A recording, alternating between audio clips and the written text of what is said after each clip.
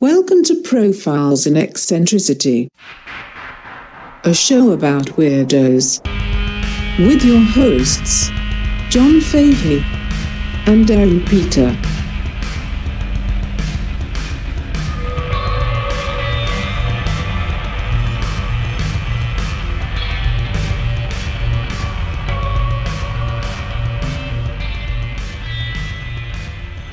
Hello, folks. Welcome to Profiles in Eccentricity. I am John Fahey. I am joined by consummate pretty boy and high-functioning pervert, Aaron Pita, everybody. Give it up! Hey, that's me. Hi, I'm Aaron. I am a high-functioning pervert. Also joining us, sharing his first ever profile, is the unmistakably handsome Mr. Matt Brousseau. Hi. It's great. More about me. Great to have... this show with you guys. Yeah. It is. Thanks, we had our highest ever listens for the episode before last, which was Porno Samurai Killer. And we're getting around 2,000 listens an episode now. And which is very, very nice. Yeah, and me and Aaron will just be kind of giddy about it and super excited, and but then I actually think about all the people that are listening, and I just want to say it really means the world to us that you guys give a shit. Yeah. We have to do this. We have to talk about weird shit. We are excited to share it with you guys, but it really means the world to us that you guys are listening and give a fuck. And interacting. People are suggesting shit to me more and more and more and coming up with great perspective profiles. It just means the world to us. Thank you so much. Yeah, we look forward to doing it, and we look forward... Every week, I can't wait for it. And you two guys are two people that I absolutely love. And every time I see you, it instantly puts me in a good mood. Oh, thanks, John. It's the same. And ladies and gentlemen, he needs that. So yeah, I'm a moody wretch. You motherfucker, you. But I mean it. I love you guys. Thank you so much for doing the show with me. Tonight, we're going to be talking about a little bit of a Catholic eccentricity. I was raised as a Irish guy, and the church looms very large there. It's hard to put into words how big the church used to be. My dad, he would go to school in Ireland, and every school in Ireland is a Catholic school. And so you would be going to school, and in the middle of the school, they would have a sermon and stuff like that. My dad he couldn't watch stuff like The Devil's Advocate. He would be like, I have to leave the room because I don't believe in any of this shit now. I'm a total atheist, but I was so scarred. He's like, some sermons in school would be an hour-long description of hell, telling you about the various tortures. And it was so hard for Ireland to break away from the church. Only recently, after all of the immense molestation and brutal abuse stuff came out. It came out after America. It came out after all the Boston stuff. They weren't ready to admit it. It was just kind of one of those things where you were like, okay, this is how it is, and you got to deal with it. And the Catholic Church did, I think, a very good job of doing that thing where it's a very fatherly thing where you go, it's not wrong if I'm doing it.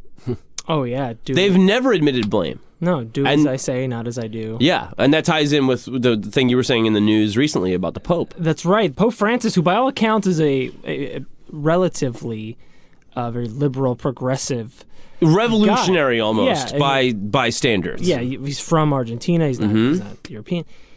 He just went down to Chile this week and said all the critics of the certain cardinals and all the children accusing this guy of abuse and sexual abuse. They said it's all slander and bullshit. And people. I mean, maybe. Yeah. I mean, is it slander if it's true? Yeah, it's crazy because Ireland is really a country that is now just coming out underneath the shell of being Italy came out much sooner, being they were kind of we know this is fucked up because we're so close to it. And there was a thing where the Vatican, when they were voting on legalizing abortion in Italy, the Pope came out to the street and was like, you can't do this. I live here. You cannot do this. And they were like, fuck you. Oh, fuck. You know what I mean? But Ireland was a little bit of a stepchild. It took them like longer, but now like recently the government of Ireland has actually admonished the Catholic Church, being like, shame on you for what you did here. Mm-hmm. Most of us have been molested. Yeah. Or at least brutally abused. Oh, yeah. The corporal punishment in the Catholic Church and Catholic schools, I mean, that's... Not everybody got molested, but everybody got fucking whipped. Yeah, absolutely. Or even just the houses for unwed mothers, where they're just... Right. Years later, they find graves, mass graves. Yeah, mass graves, absolutely. Yeah. And, like, I mean, like, that is a thing that you find in every religion, even if it's like, I mean, I've heard of things in Virginia with, like, the Hare Krishnas. It's like, if you get enough people in any kind of, like, belief, power structure, theology stuff, there's gonna be fucking graves. Yeah. You know? But the Catholic Church did have a very good hold on it, I think, for most of people. Like, it was just, like, it was unshakable. And I still people that know all of the wrongs, like we were saying about Sinead O'Connor. She's like, the Catholic Church is super fucked up. She said it way back then. She ripped up a picture of the Pope on TV. Yeah, and they knew she was going to do something. And Lauren Michaels was like, don't hit the applause sign. Don't do it. So she went out to commercial to stone cold silence. Everybody going like, what the fuck? What the fuck?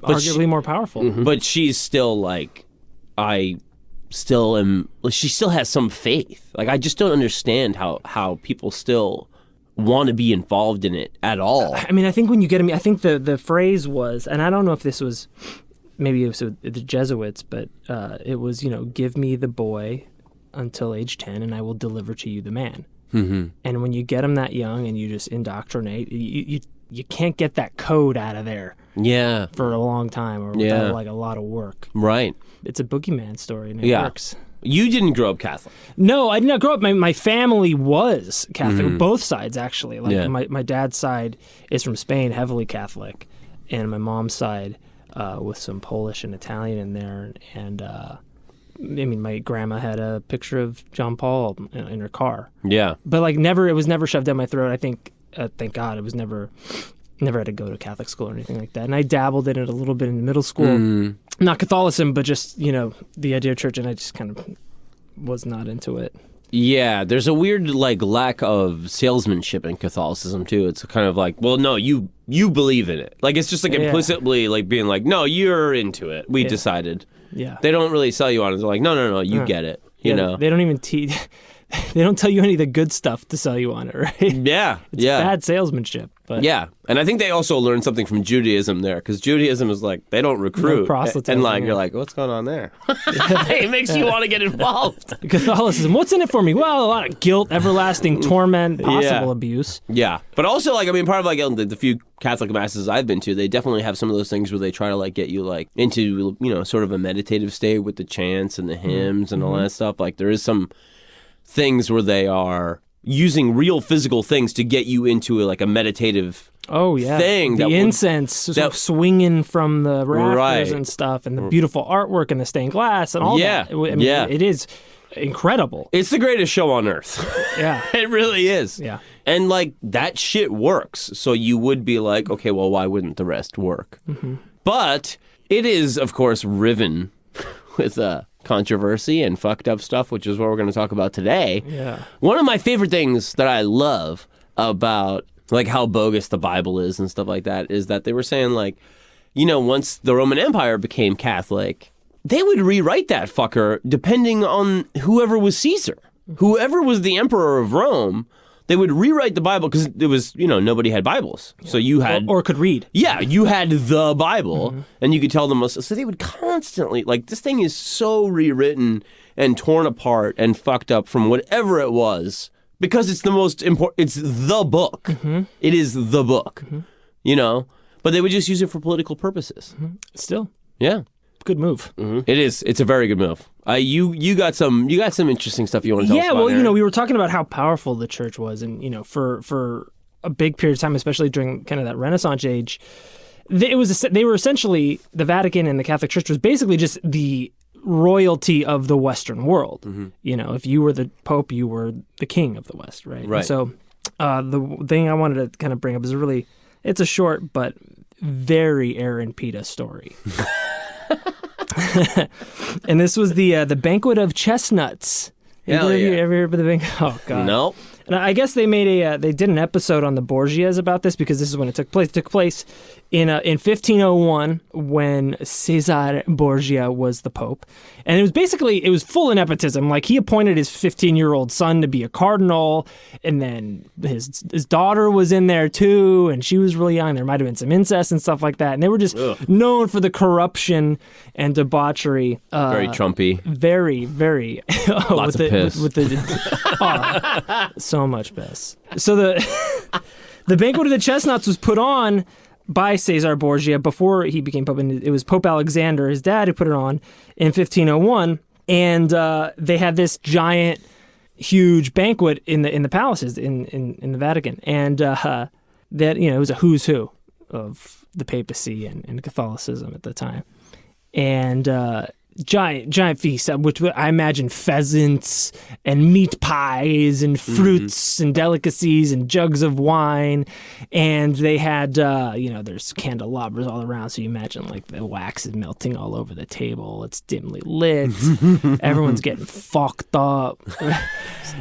And they invited like 50 of the best courtesans in Rome. They were hookers. They brought 50 of the best hookers there. And so at the dinner's over, they're having their wine, their dessert wine or whatever, and everyone's all lit up on piss.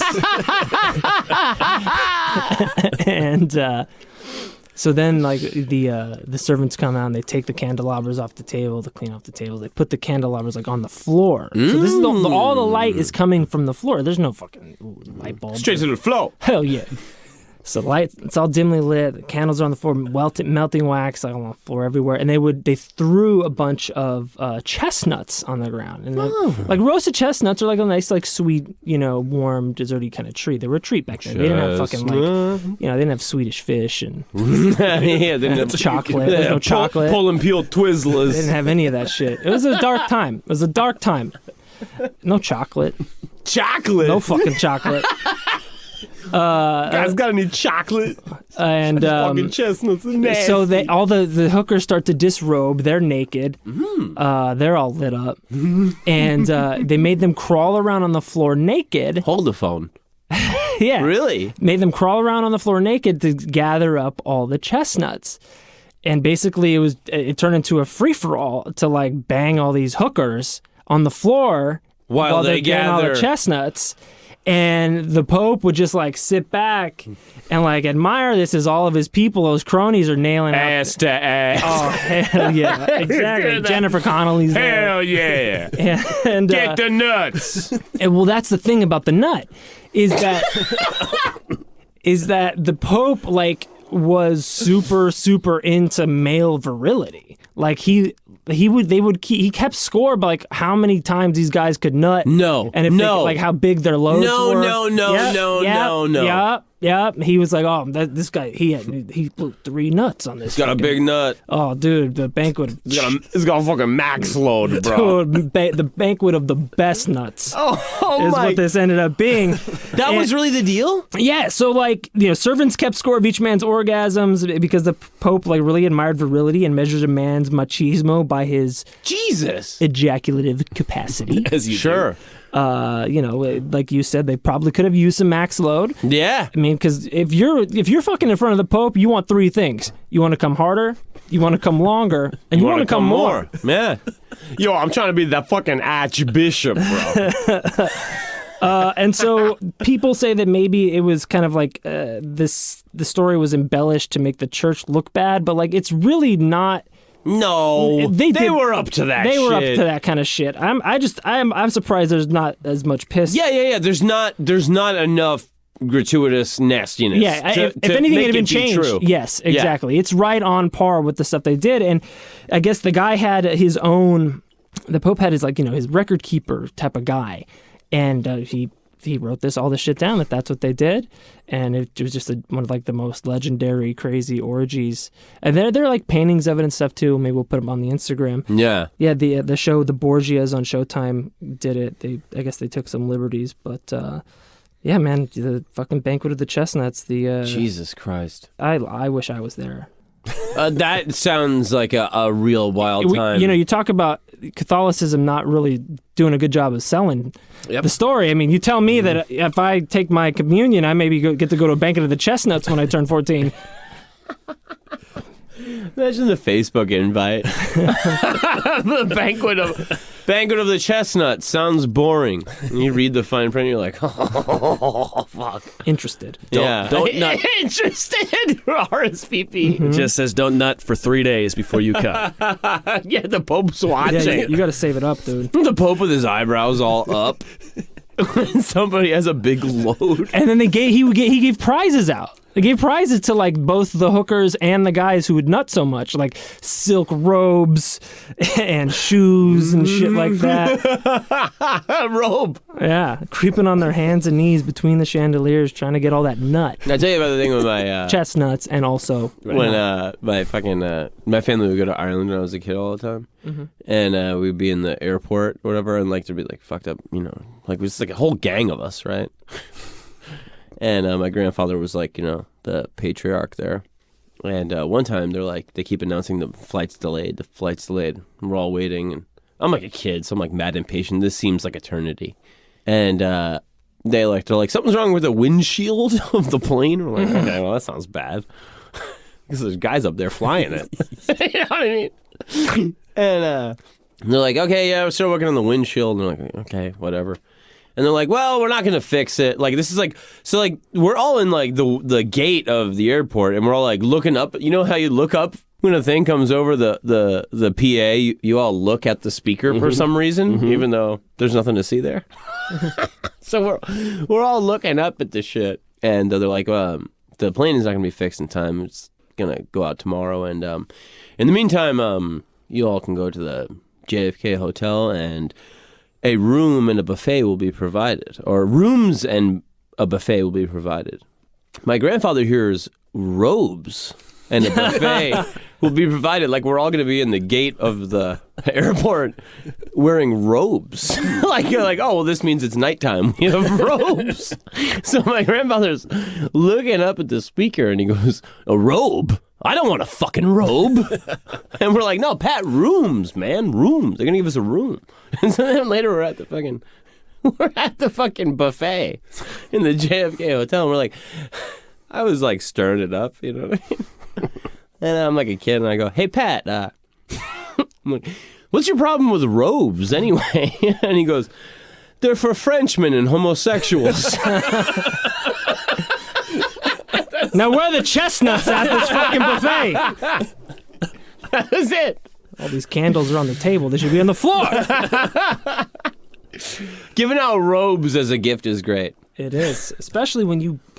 But all of this Catholicism stuff, like why I intensely believe that all of it is just as debauched and fucked up as you're saying, debauched. Oh man. Is I feel like it's just a continuity of the Roman Emperor thing, right? Because those guys, I got my buddy Nevin, longtime listener of the show, zero-time caller. Zero-time caller.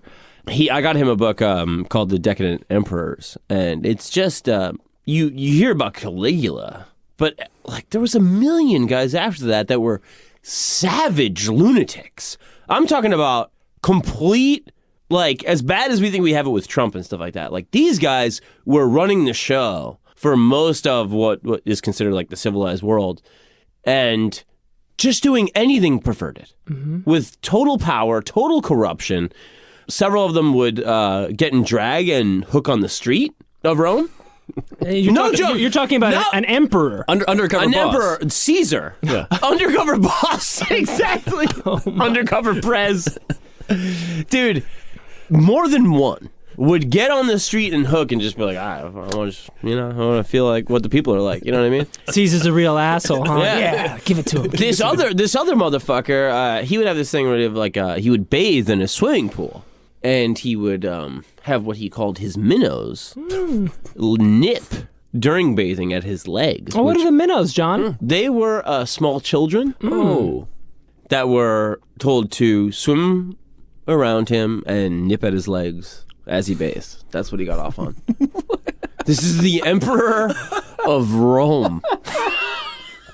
That's when you fucked too much. Like I can't get off unless tiny little fish children are that's nipping at my feet. your joke about what else you got. What else you got? That's where it leads. Like Exactly. if you can get anything you want as far as perversion, like You gotta get creative. you're gonna be like, well, I'm bored of getting stabbed in the leg while blown. So what do I do now? I guess I'll hit the streets. Yeah.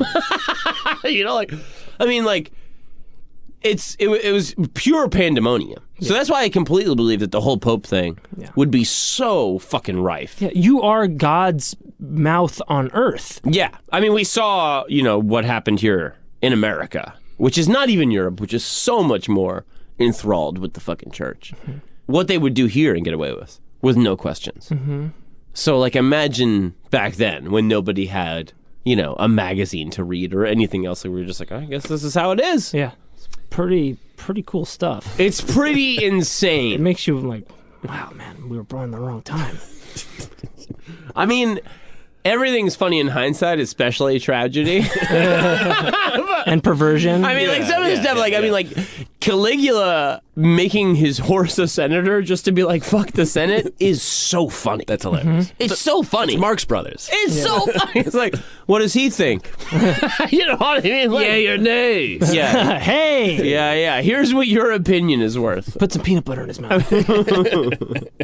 Matt, I'm very excited. Oh, okay. You have some profiling to do for us. By the way, longtime listener, never-time caller, my friend at home in Fort Myers, Florida, Michelle Conlon, told me, whoever records you guys, you got to have that guy talk more on the podcast because he has a great voice. Thanks, Michelle. Yeah. Not only that, Michelle. Thanks, Michelle. But Matt is one of the best-looking human beings alive. Oh, he's got a nice head of hair. Thanks, folks. That's I appreciate it. It's taken me 30 years to take a compliment. But I accept it.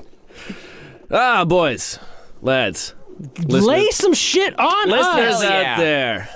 We open. It's January 897 in Rome. Ooh. 897. It's a chilly day, according to historians.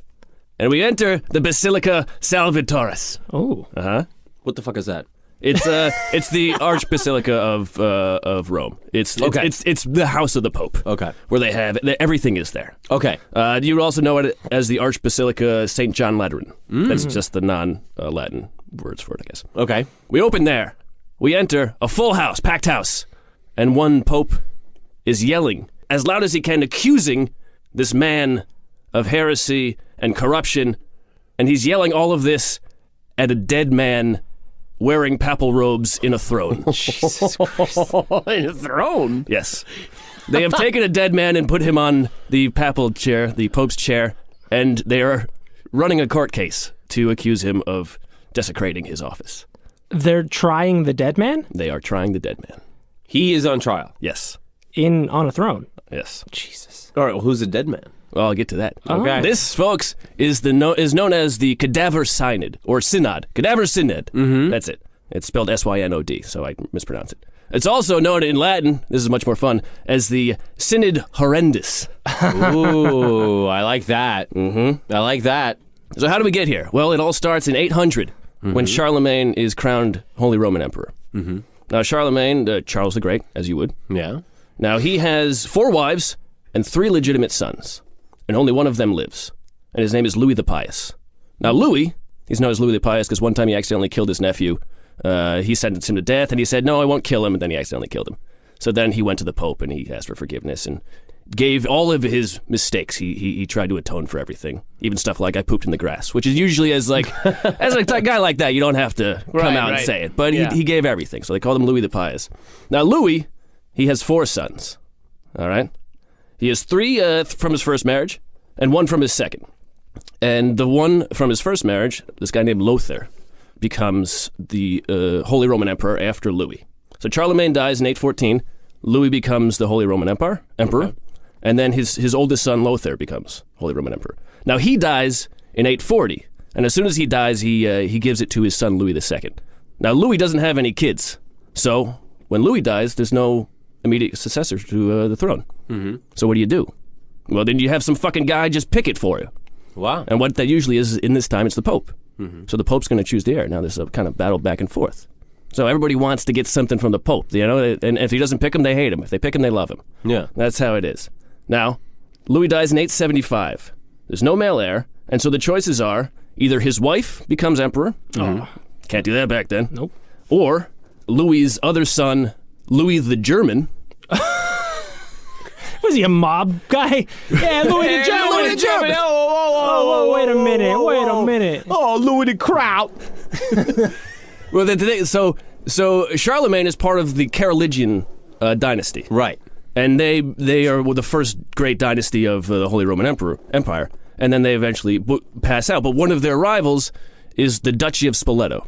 And this will become important later. The Duchy of Spoleto. Pass the Duchy. It's so fun. There's just so many. I was talking to the Duchy of Spoleto the other day. And then Frankie the fucking German showed up and all hell broke loose. So we have Louis's wife. Mm-hmm. We have Louis the German. Yeah. The other son. And then we have this third son named Charles the Bald. These are complete mafia names. Yeah. Bald Charlie. Now, he was named Charles the Bald not because he didn't have hair, but because he was from Louis the Pious' second marriage, and he had no lands. Oh, really? Yes. So then he eventually became the king of the Franks, and eventually he had those lands. But so these are the three people vying for this throne. Mm-hmm. And Louis II's wife, she was part of the Duchy of Spoleto. Mm-hmm. So, you get these two rival factions, and she's kind of in the family, but she wants her side to have more power. But the Pope at the time, this man named John VIII, he says, none of this. I choose Charles the Bald. Really? Just because I couldn't find a specific reason, but the Spoleto dynasty was the direct geographic rival to Rome.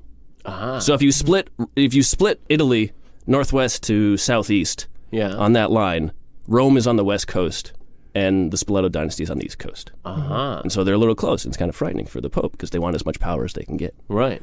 So this brings us to our main character, a man named Formosus. Okay. Now, Formosus, no one knows anything about him. He was born in 816, maybe. Mm-hmm. He didn't get his name until he became Pope years later. But before that, he was known as he was the Bishop of Porto. In 864, he was about 50-something years old, and appointed Bishop of Porto, which is Porto is a port town on the west coast of Italy, where the Tiber River enters. Right. So that river runs all the way through Rome. This is a major port. It's a very big appointment for him. By all accounts, he is extremely well liked. At one point, he's appointed to be a representative for the Pope in Bulgaria. And he's so well liked there that they asked the Pope to make it a permanent position. Wow. Legally, the Pope is not allowed to do that, so he doesn't. Okay. Because you're not supposed to, there was a rule that you're not supposed to switch from one diocese to another. Okay. And this was so you wouldn't kind of like bribe your way up to the top. Really? Mm-hmm. Interesting. Because you can do that now, but back then they were You got to worried. molest a kid, Well, and then they move you around. You got to move these fuckers around. That's right. Who's touching everybody? For those of you who don't know, Pope Benedict was the guy who did that. He was the head of moving kid-fucking bishops around to other dioceses. So. In a weird way, I feel like the Benedict thing is like the most uninvestigated story about how this guy's still alive, has like an apartment in the Vatican or whatever. Oh, you're like, okay. You just live there? He's not Pope anymore. He's not Pope anymore. But like... What? Nobody's being like, well, this is why. Like, it's because he's fucking did all this shit. Yeah. Like, there's no recourse at all about it. It's just like, oh yeah, this guy was. He quit. I mean, believe it or not, his Nazi past is not the worst of it.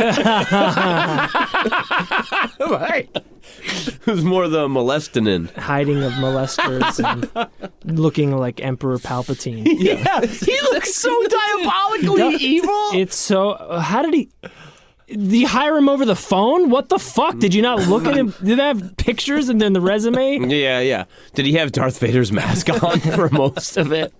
I'm sorry, continue, Matt. Oh, no, I enjoyed it. All right, so it's 875, all right? Okay. And this is prime Pope time. Mm-hmm.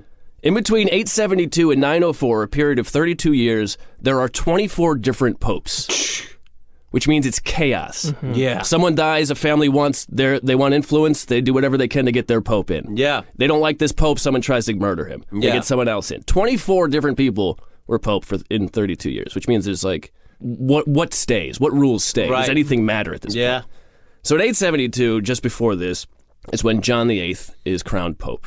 And this guy Formosus, he's not a huge fan of this guy. Also, he was in the running, so he was kind of against it. Mm-hmm. And by 875, all of this is getting out, and he doesn't like these Spoletans coming in, and he's worried about them. He's worried about all this negative rumors about him, so he flees. He flees Rome, and he goes and hides in Tours in France. And because of this, everybody just goes, oh, he's probably plotting something. He's probably guilty of something. Right. And so John VIII, he crowns Charles the Bald, and then he calls another synod, and he says everybody who fled has to come back and answer for it. Right. And Formosus says no. And so because of this, he's excommunicated. And he has to sign a document saying, I will not return to Rome, and if I do, bad things are going to happen to me. But then John VIII dies. Mm-hmm. So before he ever signs the paper. No, so he signs it. Uh-huh. But John VIII dies in 883, 7 years later. And Pope Hadrian III, he becomes Pope, and he says, all right, none of that's a big deal. You can come back to Porto. You can be the Bishop of Porto in one of the biggest cities again, and you're back in the running for everything. A couple years later, Hadrian dies. Then this guy Stephen is elected. Then he dies. And now it's 891. In 8 years, they're just coming, they're just turning them out. Yeah. Now, Formosus is elected, and by all accounts, everybody loves him. This is the people love him. The papacy loves him. Everybody gets along with him well, except for one family, one duchy. Ooh. The Spoletas. Yeah. Motherfuckers. You fucking motherfucker. You fucking motherfucker. Fucking Spoleta You motherfucker. fucking Spoleta motherfucker. I'll fucking kill you kids. I'll kill you kids. One of you dirty fucking You fucking Spoletas. mother. I try so hard. I work so hard. It doesn't mean shit. You fucking Spoleta.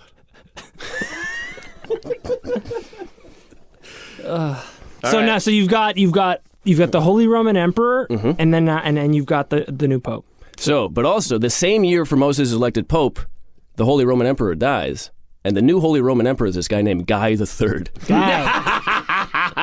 It's got a third. Those other two guys ain't shit. Yeah. I'm the guy. Yeah. You remember Frankie the German? This is Guy the Third. And he's Guy III of what? Of Spoleto. Oh shit. And so this guy, he says, I need to concrete my power. I need to keep it forever. I need to make sure my family. So he has his son, this guy named Lambert. He also makes him a co-Holy Roman Emperor. Weird. So he's like, if I die, it immediately goes to him. Right. And this is a time where, like, the Pope isn't just picked by other clergy. Sometimes it's secession. Sometimes a rich family says we want him, and they have enough power to do it. Really? Yes. Wow. So there's no white smoke or anything like that. Yeah. This wasn't till 1050 or something like that. No shit. So all of a sudden we have these two factions here: the Pope and this family he doesn't like. Now they're both in the biggest power in the land. And so when Guy dies, this is 1 year later, and Lambert is 14 years old, and now he's supposed to be crowned the Holy Roman Emperor. And so before he gets there, Formosus writes to this other guy, this guy named Arnulf. Arnulf? Arnulf of Carinthia. Because that's where he was from. I'm Lothar. This is me mate Lambert. We like to wear robes. We wear robes, didn't we? Those are Lothar is such a shitty name. It's such an evil name. What's your name? Lothar. Lothar, table of two. We're all booked up. Lothar. So the Pope, he asks Arnulf, he says, hey, why don't you come down here and drive these fucks from the castle, from Rome, and then you can be Holy Roman Emperor. And Arnulf is like, all right, I'll do that. So he goes down in 894. He goes down, he drives the Spoletos out of Rome, and now he's crowned Holy Roman Emperor, and he's on his way to East to finish him off. And as he goes out there, he suffers paralysis or stroke or just whatever. He fell down one time and his legs didn't work anymore or something. Yeah. That's just how it was. Mm-hmm. But he's still a Holy Roman Emperor. He just can't do shit. Right. Which really means Formosus now has some power. Yeah. And what he does is he doesn't do too much. He gets involved in some skirmishes he shouldn't have made a ruling on, and he makes some enemies, but nothing too big. Mm-hmm. But then he dies, and it's kind of mysterious. No one's really sure why. Everybody thinks poison. But you can't prove it back then. Right. What he did, the guy's an old man. He was like 80-something. He dies. Yeah. He's dead. What do you want? Exactly. He's dead. What do you want? The rumor is that the matriarch of the Spoleto family, this woman named Agiltrude, Agiltrude, Agiltrude. Okay. She is a very powerful woman at this time. Sounds like it. So the rumor is that she wanted him poisoned. And Really? So that's probably how he died, everybody thinks. Oh, no, I want him poisoned. Now. Fuck off, Gertrude. I'm in my robe, can't you see that? Yeah. I'll poison him when I damn well feel like it. Why don't you ring up Lothar? Yeah, you real liked him back in your school days. Take it up with Frankie the German then. Now, Formosus, according to one source, he's so well liked that when he dies, the public riots in the streets. Wow. Because it just seemed too soon. Really? Yeah. According to I didn't see this in other sources, but according to one source, the public is very well liked. Now, he's succeeded by Boniface VI. That means there are 5 other Bonifaces. And he dies in 15 days. Rumor poison. Yeah. Seems like that might be it, considering the next pope is Stephen VI, who is a Spoleto. Wow. So Gertrude's making some moves here. Yeah. Now, what is one of the first things he does? He digs up Formosa, he dresses him up in papal vestments, and he puts him on trial. To what end? Well, that's What- where. Okay. So there's 2 things going on here. One is a Gertrude just wants to hurt this man still. She just wants to just embarrass him or do whatever she can. She wants to take out her anger on him, Even though he's dead. even though he's dead. Dig him up! Dig the... Gertrude, you want to put your man through the ringer. And the second thing is, remember that rule earlier I told you about? You can't go from one diocese to another. Yes. There was an old synod that they made that rule. Right. Now, Stephen wants Formosus to be ruled an invalid pope, because Stephen did the exact same thing Formosus did, is he went from one diocese in Rome to become pope. And so he also broke that law. But if he says Formosus, everything he did was invalid, then his appointment by Formosus is also invalid. Right. So therefore, he is clear of that law. So this trial does 2 things for them. Okay. Does that make sense? Yeah. So if he can invalidate this guy's rule, he by not by proxy but by extension is absolved of his wrongdoing. Of his own wrongdoing. Yeah, Yes. got it. Interesting. So I just want you to picture. Here's a paragraph from this guy Paul Collins in Birth of the West. He wrote about this. He wrote about just the body itself. He says, usually after 9 to 10 months, bodies are in an advanced state of decomposition, especially if exposed to the weather. However, protected by his tomb, Formosa's body must have been reasonably intact when exhumed. Summer in Rome is usually hot and dry. Given these conditions, the corpse would have quickly dehydrated. As a result, the skin would have turned hard, leather, and black, creating a thick protective shell around much of the body. But the underlying moist tissues would have produced a pungent smell that would have been repulsive and sickening even in an age when people were used to the stench of death. Jesus Christ. For an entire day, they put this man's body on trial. Yeah. And with him stinking. to answer for him, they recruited an 18-year-old deacon who was appointed deacon by Formosus, and he had to answer all of the charges hurled at him, standing next to the body for the entire day. Oh, taking a big old whiff of death. Whoa. So there's an 18-year-old kid up there with this dead body. Speak for the dead guy who smells like shit, kid. Yeah. And he's going up there, he's like, I didn't do shit. Like, what is he saying? Well, he can't say that. Because if he says that, then they're like, you're going with him. Yeah, of course. So when he says answering, he's been like, yeah, I'm sorry. Before I died, I was really remorseful about that. I'm real sorry. You're so smart and so good looking, yeah. virile. And Spoletos, they're chill. I don't care. Doing his best Guido voice. Yeah. Fuck. Jesus Christ. So at the end of the day, How long did this go on? one day. Good God. And They dressed him up. They dressed him up in his old robes, an old hair shirt. They put the hat on him, everything. Just a corpse sitting on a chair. At the end of the day, a verdict is read. What would you think the verdict was, guys? I bet I bet he was completely absolved of all the charges. Guilty, John, guilty. No. He was, yeah. Yes. Yeah. Wow. Can't believe it. Yeah. Well, he's guilty. So you know what they do? They kill him.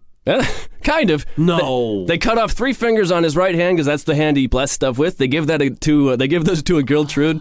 They take his body, they bury it in a pauper's grave. 3 days later, they dig it up, they drag it through the streets, they put weights on it and throw it in the Tiber River. Jesus Christ. They put what on it? Weights. Oh my God. But then they gotta bury him first in a pauper's grave because he's not a pope anymore. That's right. And then they dig him up again. God, who had to do that? That 18-year-old kid, probably. Now, Sure, whatever you say, Mister. Yeah. No. I mean, I guess he's guilty. I don't know. so he's well liked though, this Formosus. He's still well liked. So a bunch of monks go down the river and they fish him out and they take him and they bury him in a secret grave. Wow. And now, this is where things start to get interesting. Ooh. Well, This more was- in a different way. Mm-hmm. The basilica that they did the trial in falls down just a couple days later. It just falls over. This thing is centuries old. It should have been condemned. Right, It was originally like for bodyguards and cavalry, and then it was like mistresses, and then Constantine gave it to his wife, and then eventually they gave it to the Pope. Yeah. And they use it for zombie kangaroo courts. Right.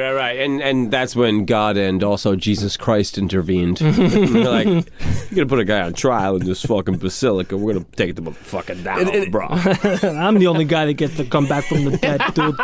And it's 3 days you dug him up? Fuck you! That's my thing. I mean, the 3 days thing is very interesting Yeah. to me. well, they were like, oh yeah, he's still there. We should get him. Oh, what's it been? 2 3 How many fingers do we cut off? Yeah, that many days. Yeah. So the basilica, I mean, it should have fallen down at any point. You know, this thing's hundreds of years old, and at one point they shipped over the largest obelisk in the world from Egypt. Constantine shipped it over, and they put it up, and then it fell over and broke, so they just buried it, and they didn't discover it until 1500s. They're like, oh, well, look at this shit. No shit. Yeah, so they fixed it. They put it up again. Wow. It's Good just, God. things just happen. They fall down. You put more rocks over. You know, that's history for it. So, also, along with the building falling down, that's a bad sign for everybody. Yeah, I think. But then people start hearing that miracles have been happening at Formosus' pauper grave. And so suddenly the public's like, that's 3 strikes on you folks now. I don't know what the first was, maybe the court, the trial, then the building falls down, and then the miracles. Yeah. And so then there's what they call a palace revolution. Really? And Stephen is imprisoned. And you know what they do to popes in prison? They strangle him to death. That's what they always do. No shit. No way. Or they poison him, but usually choked him out? They strangled him to death. And the story doesn't quite end there, though. So Pope Stephen gets strangled to death in prison. Worked. Fuck, nice. And he's succeeded. Kiss the ring, bitch. He's succeeded by Pope Romanus, who dies he doesn't die. He's there for 3 months. They say, we don't like you. They turn him into a monk and they ship him out. He's succeeded by Pope Theodore II. Theodore liked Formosus. He said, everything that happened to Formosus doesn't count. Everything Formosus said was ruled valid. That's legit. And so that synod was annulled. He dies after 20 days. No. Another mystery. Who the fuck is... What's going on? Fucking Spinatus, dude. It's fucking the Gertrude. We can't get her out of here. She's got elixirs. She's got various elixirs. We're all getting choked out. He's succeeded by Pope John IX. And John says, no more trials of dead people. Thank God. I mean, for real. Like, what the hell is... I mean, if you imagine being, like, in the audience of that shot with this dead guy on the stage and somebody yelling at him and this 18-year-old kid being like, nah, it's chill. And you're like... I do not recall. Yeah. Like, what are we doing here? Like, if you're a sensible person and you're watching all of this highly dysfunctional pageantry, don't you think that everybody's going to be like, they're vulnerable, let's get them? Well, that's the public. Yeah. The normal people were like, this is insane. Yeah. So, there's a reason for that revolution. Right. But now Pope John IX, he's succeeded by Sergius III, Sergius. That is a good pope name. That is a good pope name. And what Sergius does, he's a big splitting too. He digs Formosus back up. Jesus. Retries him. He's guilty again. They cut off 3 fingers on his other hand, then behead him, and then throw him in the river again. You fucking motherfuckers. I thought that I was done. I thought I was fucking resting up in heaven with all these bitches with chestnuts, and now you're gonna do this to me again. Jesus fucking Christ, dude. And eventually he's caught in a fisherman's net, and they drag his body out again, rebury him, and then years later, there's a fisherman. I caught something. What'd you get? The Pope. Yo, they always said that Jesus was a fish, but Yeah. The fishes and the loaves. Eventually, years later, the papacy says that they get public statement of innocence for Formosus, and because Pope John IX said you can't try dead people, and so Sergius' second trial is annulled, and all of Formosus' works are reinstated. No shit. Mm-hmm. And is that still canon? Yeah. Really? Mm-hmm.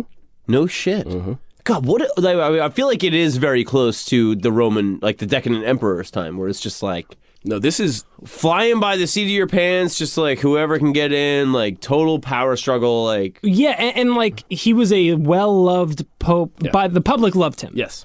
But because of like, interfamilial dynasty competition and rivalries, they felt the need to do this, despite what everybody else thought. Mm-hmm. It's lunacy. Mm-hmm. But this is an era where, because there's no direct secession, unless the Pope says this guy's following me, then these things happen. Mm-hmm. It's just all back and forth. Yeah. And this is an era, Sergius III, he begins the era that is known as the Papal pornography. Oh, hell yeah. And it is also called the rule of the harlots.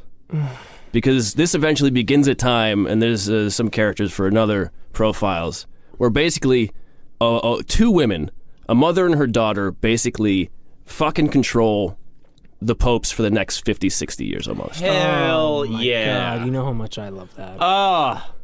Now, were there any sort of chestnuts involved? It certainly could have been. Oh my God. Well, there's that thing of, I don't know when it was, but the alleged female pope. Mm-hmm. Well, that might be around this time. There's a woman named Theodora and her daughter Marozia. Yeah. And I think Marozia gives birth to a kid after having sex with a pope or someone up there, and that her kid becomes pope. Wow. And so her mother was a mistress of a pope, and then she becomes the mother of a pope, and so it just goes down the line. Damn. Jesus Christ. Yeah, that is pure lunacy. Sheer hysteria. Pornographic. God, could you imagine how hot, like, fucking nasty Vatican sex is? God, well, I'm supposed to be doing this. Like, so one crazy thing I found is growing up Catholic, and you get used to the deal of what the whole story is. But back in the day, there wasn't all the celibacy shit, and then they were like, all right, here's what's happening. This is why we're going to institute celibacy, because these priests will have families and leave their money to them. Mm-hmm. And we need that money. And we'd really like the money. Yeah. So we're going to cultivate a herd of pedophiles. Yeah.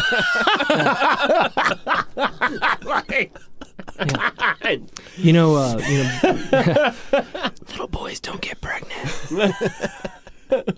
Life hack.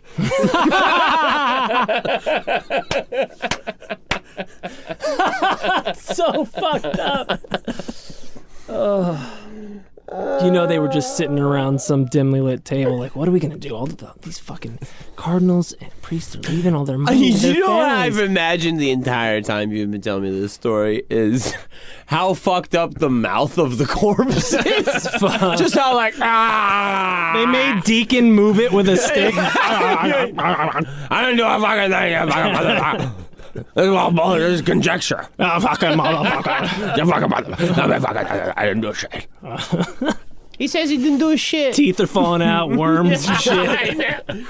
I mean, the second time they dig him up, dude, that is too good to be true. That he ends up in a fisherman's net is so stupid. What'd you get? Salmon? No, the Pope. Well, what are we gonna eat? Get back out there. Yeah. Yeah, well, weirdly, he doesn't have any fingers. He's missing 6 fingers? That's the Pope. You got the Pope. That's what that is. Yeah, that's what that is. Jesus Christ almighty.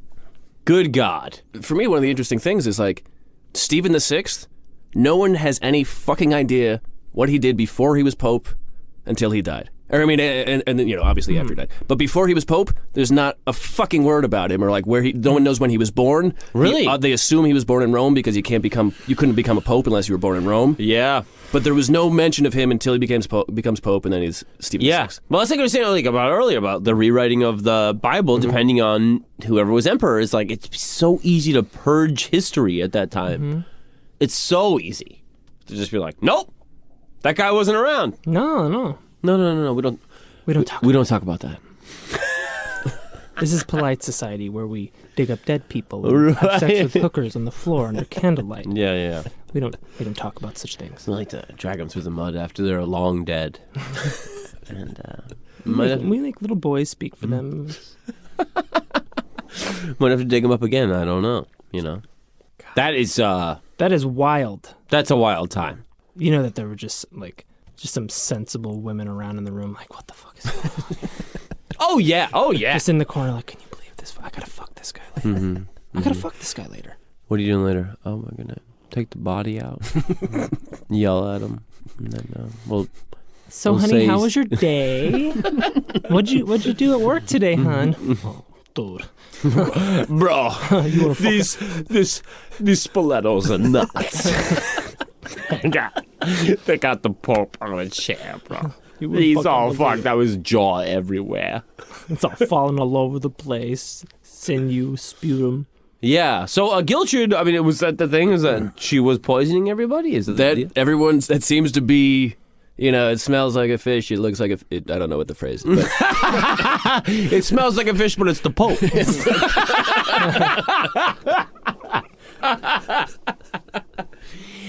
Little update. An update? Update. Every time when I was watching Unsolved Mysteries when I was a kid. You were watching... I know that you watched that. Yeah, it was like the only show my family watched, like, as a family. Right? Unsolved Mysteries. And my dad was always, like, in the back of the room. Like, we were, like, me and my mom and my brother were all, like, in the front of the room. My dad was on the couch in the back. And, like, some segment would end about fucking, like, you know, whatever, Noah's Ark or UFOs or ghosts or some shit. And the segment would end and, like, me and my mom and my brother in the front would be like, well, what do you think happened? That's so fucked up, blah, blah, blah. And, like, meanwhile, like, the thing would start spinning on the screen, like the triangle that said update, right? And my dad from the back of the room would scare the fuck out of us by going, update! And, like, we'd be like, ah! But from the Prince of Porn episode, Brian messaged me with a archival New York Times article about Phil Prince's wife's murder. That was the 1977 article that he sent us. 1977, the year punk exploded. Phil Prince's wife was found, if you've listened to the episode, which you should. It's maybe our second most listened to, after Porno Samurai Killer. Thank you, guys. His wife was found with a second dead woman. There was 2 women killed in the apartment. And this was, according to the New York Times article of the day, in a call box operated entry system apartment like you have, Matt. Is who I'm you got to get let in. Yeah, you got to get let in. And his wife was dead at the door. So she, like, whoever knocked or whatever was killed there, and then the other woman was killed further than the apartment. And Phil found them and ran down to the street and grabbed local policemen and alerted them to the crime scene. And in the article, it's like a 2-3 paragraph article. They're like, this guy owns a porn theater. Known pornographer. Yeah. They get into that. They're like, this guy's... And they also say, this is kind of a nice building on an otherwise seedy street. They trash the street in the article. That's quality reporting. You know what I mean? Like... But it was... I thanked Brian. I was like, that's a very good poll. It lets you a little window into, I mean, what the fuck was going on? Who knows? Yeah, Phil murdered those broads, dude. Yeah, I mean, but it's weird. Yeah.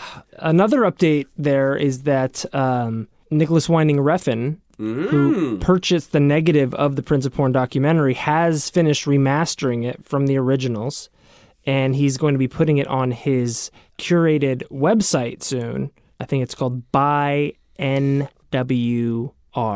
nicholaswindingriffin.com, by nicholaswindingriffin.com, and it's basically going to be a kind of digital gallery. And and Prince of Porn is going to be shown on there in all its full quality glory. In the coming months. It really seemed like he was just going to grab it for a personal archive thing, and instead he's going to bring it to the masses. Yeah, it really makes you think that this reffing guy is like Keyed in. so down for weird shit. Yeah. And I think pretty fucking cool. Brian has actually written a few articles for it too. Yeah. So when that pops, we'll link everybody to it. Yeah, absolutely. That's going to be very exciting. Mm-hmm. I want to plug. Aaron and I are going to be doing some more character work as Heath Barcelona and Randy Rigg. Mm-hmm. Pickup artists extraordinaires. Yes, dating coaches, douchebags. We got some more videos coming out. The Vegas, Barcelona University Vegas is going to be coming out very soon. With legend porn star Brianna Banks. Ooh. Yes, Brianna Banks was so sweet to us. The best. She was so kind. She was so willing to just completely meet us and then totally improv whatever bullshit we she was wanted. Game for whatever. Like it was really kind of her. Yeah. So that'll be coming out probably right around when this episode comes out. Yeah. So go to heathbarcelona.com or follow Heath Barcelona on Instagram, and maybe we'll even put up a link on the profile's Instagram just so that you can yeah, absolutely. You can go from there and then take a look at the Very shortly we'll be returning as Heath and Randy to Bleak and Review. February 3rd we record that, and we'll have some other wacky characters. They could be interdimensional Nazis. I don't know. Who's to say? Who's to say? But it will be great fun. It'll be great fun. And try it out. Try it out. Just try it out. Keep an eye out for Matt's new episode of Bleak and Review with the habitually beautiful Katie Merriam and Derek Lemos. And that's all I got to plug for right now, I think. You know, John, I'm in the market for luxury but affordable audio headwear. Oh, wow. I don't know about that. Dude, I don't know. How do I get this podcast in my ears? How do you do it, Aaron? I like, just, call me pervert, call me freak. It's just something I enjoy. But Studio from Sweden makes a hell of a headphone. Is that right? Yeah, they've got a couple of different models. If you like the in-ear, if you like the over-the-ear, around the whatever. They've got some very comfortable, very high-quality, and affordable headphones for you all to try out. Yeah. I fall asleep every night wearing them because I don't want my roommates to hear the ferocity of the porn I'm listening to. That's right, but you listening, not watching. You fall asleep. It's white noise. Yeah. Buy the headphones. Try it out. Profiles 15. Profiles 15 is the code. At studiosweden.com. Studiosweden.com. I'm sorry, Aaron. That was really rude. No, it wasn't. I was a dickhead. You are a dickhead. I was a fucking piece of shit, bro. Motherfucker. Yeah, some people had a hard time listening to all the ball beating stuff. Even girls told me, like, I couldn't handle that. And girls are traditionally love to beat. They're usually. And they're so good at it. Yeah, not usually, They love to step on them, smush them. Yeah. Put them on their eyelids. Chicks ain't usually ball sensitive, bro. No, they don't get it, dude.